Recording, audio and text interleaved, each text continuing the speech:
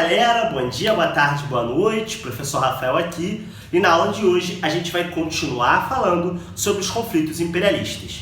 Nesse vídeo a gente vai tratar da revolta dos cipaios. Mas antes de eu começar, deixa eu fazer minha propaganda já costumeira. Se você ainda não é inscrito no canal, se inscreve, por favor. Não custa mais do que um clique e você me ajuda a beça a continuar o trabalho. Para além disso, também ative o sininho para você receber notificações em tempo real. Se você quiser também, você pode me seguir nas minhas redes sociais, aqui embaixo, tanto no Twitter como no Instagram. Nelas eu posto enquetes sobre novos vídeos, falo de história e também falo um pouquinho sobre algumas banalidades da vida. Bom, antes de eu começar, você tem que entender que esse vídeo faz parte de uma playlist maior de vídeos chamada Imperialismo.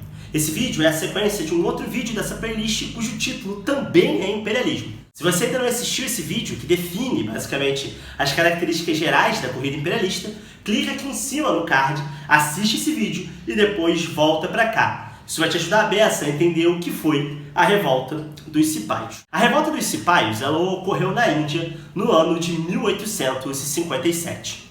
Os historiadores indianos normalmente chamam ela de rebelião indiana, ou ainda a primeira guerra de independência da Índia. Isso porque essa revolta vai ter um caráter extremamente anticolonialista. Mas para entender isso, a gente tem que entender quem eram os cipaios e, sobretudo, qual era o papel deles na dominação colonial da Inglaterra sobre a Índia. A Índia era uma região muito importante para os ingleses. Não raro, a partir do século XVIII, em boa parte do século XIX, a Índia vai ser referida pelos políticos britânicos como a joia da coroa britânica. Isso porque na Índia existiam diversos produtos que interessavam aos britânicos. O primeiro desses produtos é o ópio. Produzido em larga escala na Índia, em função do fato de existir em excesso a matéria-prima, uma planta que dava origem a essa droga, o ópio vai ser um elemento fundamental para os britânicos, sobretudo no estabelecimento de uma complexa cadeia comercial entre a Inglaterra, a Índia e a China. Isso a gente vai ver no nosso próximo vídeo sobre os conflitos imperialistas, que é o vídeo sobre a Guerra do Ópio. Mas para além do ópio também, a Índia produzia uma elevada quantidade de seda, material utilizado pela indústria têxtil da Inglaterra, surgida a partir da primeira Revolução Industrial. Por último, e não menos importante, a Índia era um país extremamente populoso e por isso representava um grande mercado consumidor em potencial para os produtos britânicos, sobretudo dessa Inglaterra recentemente industrializada. Por esses três fatores, a Índia era um território que era observado de perto pelos britânicos. Até a segunda metade do século XIX, a Índia era administrada como um protetorado britânico. Isso significa dizer, portanto, que ela era administrada como uma espécie de colônia indireta da Inglaterra. Ocupando a função de administrador da Índia estava a Companhia das Índias Orientais Britânicas, uma companhia de comércio e de navegação que estava ligada ao Estado britânico e que realizava uma série de movimentos de colonização e de ocupação das terras durante a corrida imperialista. A Companhia das Índias Orientais Britânicas atuava na Índia de forma a garantir os interesses comerciais não apenas das empresas britânicas, mas sobretudo da coroa britânica. Essa atuação da Companhia das Índias Orientais era facilitada por uma questão geográfica da Índia. A Índia, ao contrário do que a gente pensa, no século XIX, era um país extremamente fragmentado. Dentre uma série de estados que existiam naquela região, três grandes impérios se destacam. Em primeiro lugar, o Império Sikh, que era um império de origem muçulmana baseada numa religião ou numa seita do islamismo que era conhecida como o Sikhismo. O Sikhismo surgiu por volta do século XV na Índia, a partir da ocupação dos povos árabes naquela região. O Sikhismo, então, se converteu numa das grandes religiões daquele território. O Império Sikh se situava onde hoje é grande parte do Paquistão. Por outro lado, nós tínhamos também o Império Mongol, que já havia sido o maior império da história da humanidade.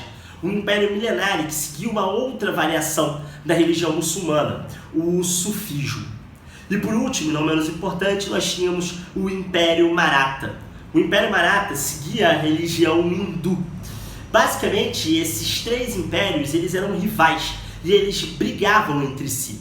Muitas vezes, na Índia contemporânea, a gente pode ver essas rivalidades em jogo. Esse conflito é retratado pelo filme Quem Quer Ser um Milionário, que chegou a ganhar o Oscar, inclusive, de melhor filme. Nesse filme nós vemos a história do Jamal, que é um homem de origem hindu e que na infância tem a sua comunidade atacada por Sikhs. Isso é muito comum na Índia até os dias de hoje. A minoria Sikh, baseada nessa ideia do jihadismo, ou seja, da Guerra Santa, a atacar a maioria hindu. Não à toa, no momento da independência, a maior parte dos Sikhs e dos muçulmanos, enfim, vão se organizar no estado do Paquistão. E do outro lado, a maioria hindu vai se organizar do lado da Índia. Esse conflito religioso, ele data mais ou menos do início da Era Moderna. O que a gente vê lá no Quem Quer Ser um Milionário é um exemplo de como a Índia, na verdade, era uma colcha de retalhos. Como, na verdade, hindus, sufis ou ainda sikhs eram extremamente opostos entre si.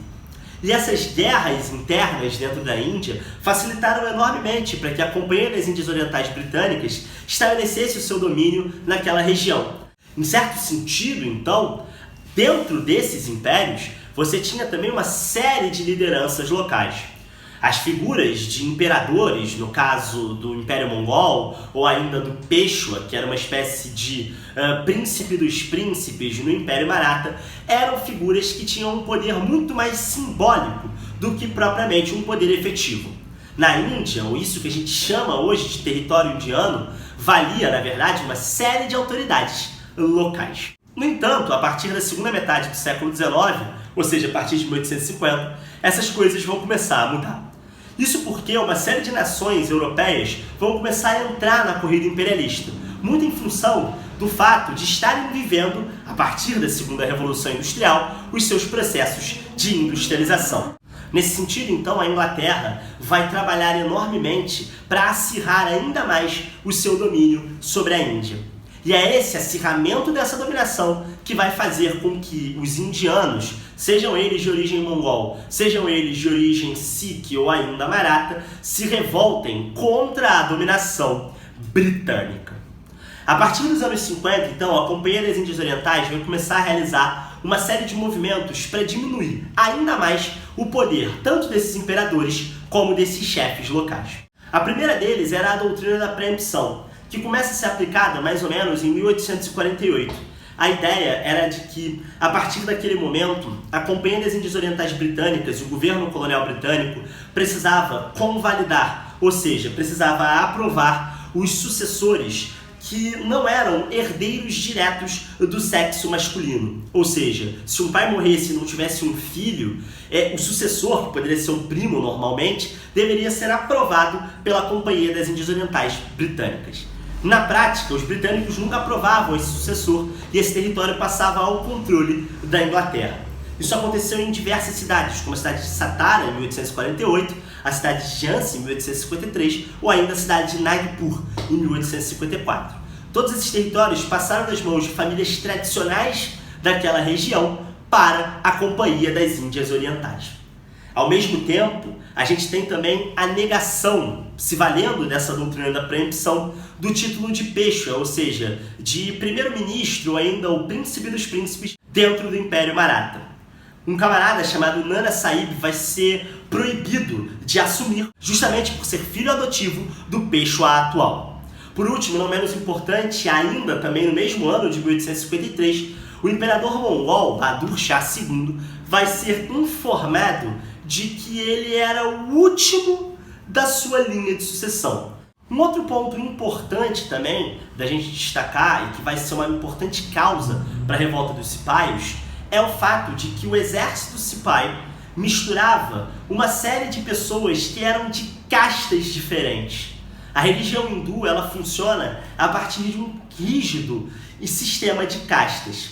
Essas castas elas são hierarquicamente definidas. Então, por exemplo, um Brahmane ou um Kshatriya jamais pode conviver com um Dalit. O fato de que o exército colonial britânico, ou ainda os cipais, misturava essas castas todas, incomodou enormemente essas populações de origem hindu. Para além disso, os britânicos vão começar a levar a cabo um processo de cristianização da Índia, combatendo uma série de valores que eram valores de algumas comunidades locais.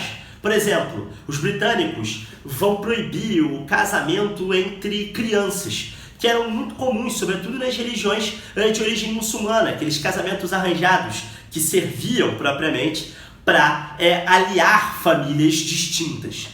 Eles também vão proibir um costume de uma etnia, de um povo, que era conhecido como o povo Sati, em que as viúvas elas se imolavam, ou seja, se queimavam nas cinzas dos seus maridos, quando os seus maridos morriam antes delas. Por tudo isso, os indianos vão começar a acreditar que, de fato, os britânicos queriam cristianizar esses povos de múltiplas religiões.